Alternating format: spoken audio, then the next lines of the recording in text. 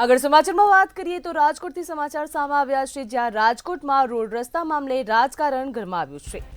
રાજકોટ ખાતે રોડ રસ્તા મામલે રાજકારણ ગરમાવ્યું છે, જ્યાં કોંગ્રેસ તાલુકા પંચાયત સભ્યએ વિડીયો વાયરલ કર્યો છે।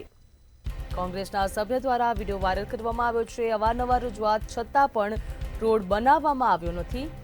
અનેકવાર રજૂઆત કરવા છતાં પણ રોડ બનાવવામાં આવ્યો નથી, જ્યાં તાલુકા પંચાયત સભ્ય નિશિત ખૂંટે રજૂઆત કરી હતી। રસ્તા કામનું ખાતમુહૂર્ત કર્યું છે, તેમ છતાં પણ ઉલ્લેખ કરવામાં આવ્યો નથી। જ્યાં બનાવવામાં આવ્યો નથી રસ્તો, તેના કારણે રાજકોટમાં રાજકારણ ગરમાવ્યું છે।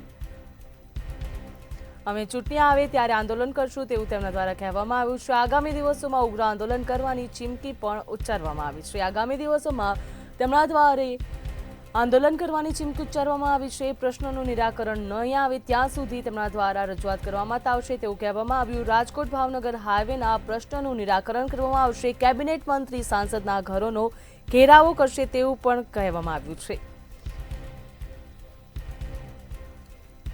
રાજકોટમાં રોડ રસ્તા મામલે હાલ રાજકારણ ગરમાવ્યું છે। રાજકોટમાં રોડ રસ્તા મામલે રાજકારણ ગરમાવ્યું। કોંગ્રેસ તાલુકા પંચાયત સભ્યએ વિડીયો વાયરલ કર્યો। નિશિત ખૂંટ તાલુકા પંચાયત સદસ્ય રાજકોટ ગઈકાલે રાજકોટ તાલુકા કોંગ્રેસ સમિતિ દ્વારા રાજકોટ ભાવનગર હાઈવે રસ્તા રોકો આંદોલન કરવામાં આવેલ હતું।